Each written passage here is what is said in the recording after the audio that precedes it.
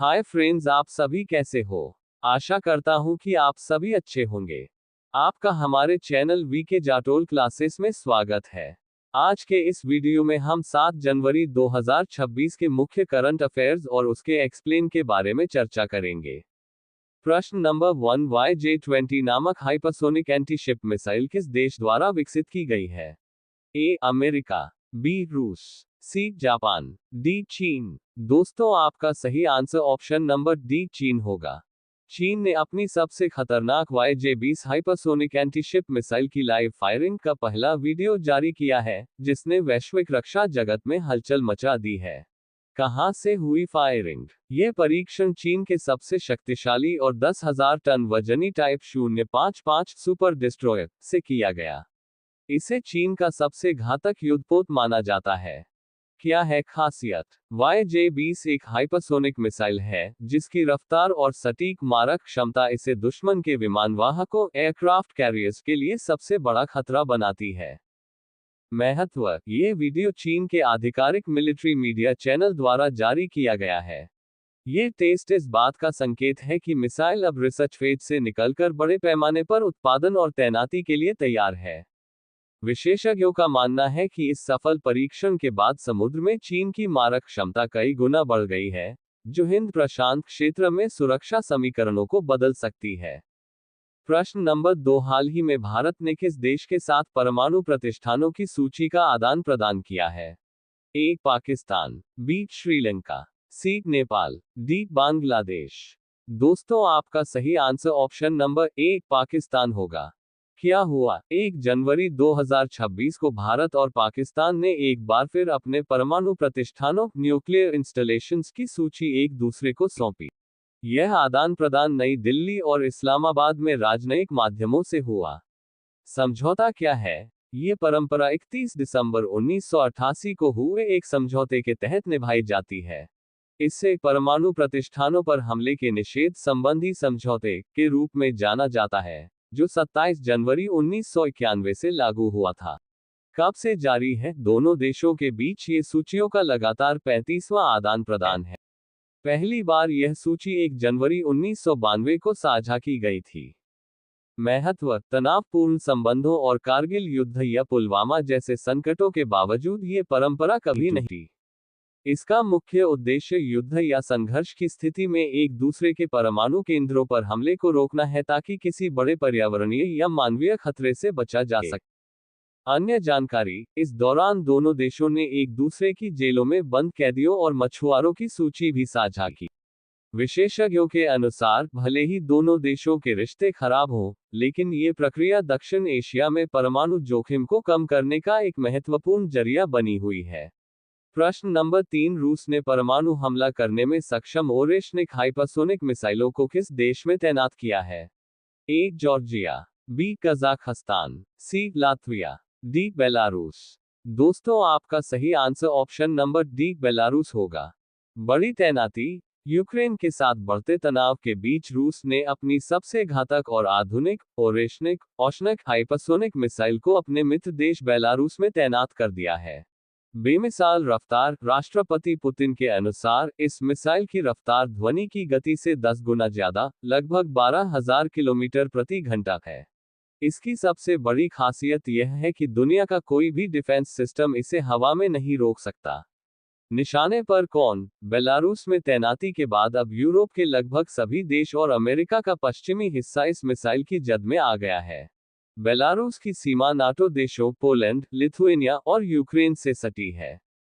परमाणु क्षमता: यह मिसाइल परमाणु हथियार ले जाने में सक्षम है और इसकी मारक क्षमता 5,500 किलोमीटर तक है।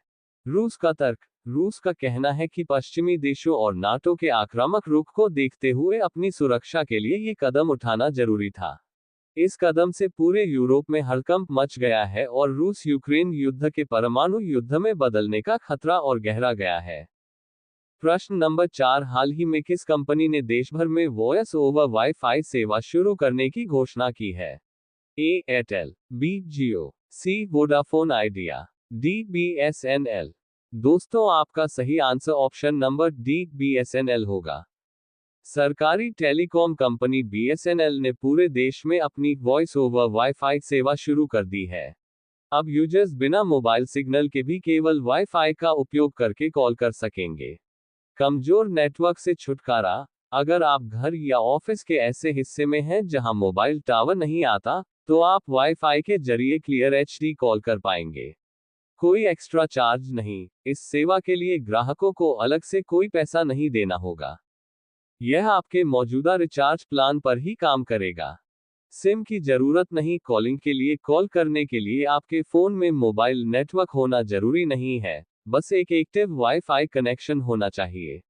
Smart switch. कॉल के दौरान अगर वाईफाई बंद होता है, तो कॉल अपने आप मोबाइल नेटवर्क पर शिफ्ट हो जाएगी यदि सिग्नल मौजूद है। यह सुविधा उन लोगों के लिए सबसे ज्यादा फायदेमंद है जो बेसमेंट या ऊंची इमारतों में रहते हैं जहां अक्सर नेटवर्क की समस्या रहती है।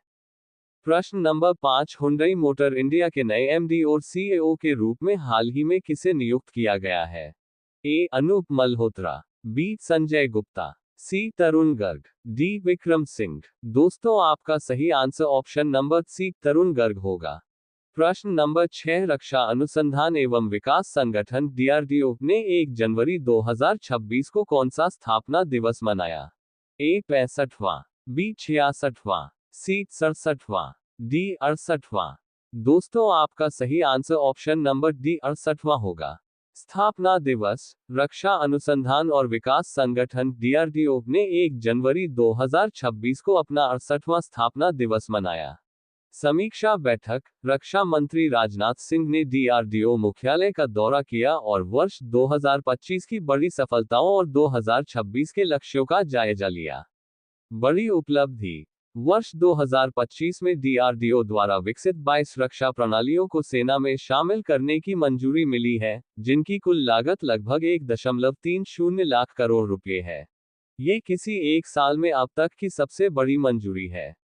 प्रमुख हथियार मंजूर किए गए सिस्टम में एयर डिफेंस सिस्टम, नाग एंटी टैंक मिसाइल, अस्त्र मिसाइल और लाइट कॉम्बैट एयरक्राफ्ट से जुड़ी तकनीक शामिल है। परीक्षण। प्रलय मिसाइल, आकाश मिसाइल और पिनाका रॉकेट जैसे महत्वपूर्ण हथियारों के परीक्षण या तो पूरे हो चुके हैं या अंतिम चरण में हैं। आत्मनिर्भर भारत। DRDO के अध्यक्ष डॉक्टर समीर V. कामत ने जोर दिया कि संगठन साइबर सुरक्षा, अंतरिक्ष और AI जैसी आधुनिक जरूरतों पर ध्यान केंद्रित कर रहा है ताकि भारत रक्षा क्षेत्र में पूरी तरह आत्मनिर्भर बन सके। 2025 DRDO के लिए ऐतिहासिक रहा है और 2026 के लिए भारतीय सेनाओं को और अधिक स्वदेशी ताकत देने का लक्ष्य रखा गया है। प्रश्न नंबर 7, हाल ही में भारतीय वायुसेना के उप प्रमुख वाइस चीफ के रूप में किसने पदभार संभाला है? A. Nagesh Kapoor, B. Amarpreet Singh, C. Vivek Ram Chaudhary, D. RKS Bhadauria. दोस्तों, आपका सही answer option number A, Nagesh Kapoor होगा। प्रश्न नंबर 8, स्वच्छ गंगा राष्ट्रीय मिशन NMCG द्वारा स्वीकृत नई परियोजना किन लुप्तप्राय पक्षियों के संरक्षण से संबंधित है? A. सारस crane, B. Indian skimmer, C. Godown, D. Flamingo. दोस्तों, आपका सही answer option number B, Indian skimmer होगा। प्रश्न नंबर 9, हाल ही में किस देश ने 1 जनवरी 2026 से यूरो को अपनी आधिकारिक मुद्रा के रूप में स्वीकार किया है? A. Bulgaria, B. Hungary, C. Croatia, D. Romania. दोस्तों, आपका सही answer option number A, Bulgaria होगा। बड़ी उपलब्धि। बल्गेरिया ने एक ऐतिहासिक कदम उठाते हुए आधिकारिक तौर पर यूरोजोन की सदस्यता ग्रहण कर ली है। वह यूरो मुद्रा अपनाने वाला 21वां देश बन गया है। मुद्रा में बदलाव। इस फैसले के साथ ही बल्गेरिया ने अपनी पुरानी मुद्रा, लेव को अलविदा कह दिया है और अब वहां यूरो कानूनी रूप से मान्य मुद्रा होगी।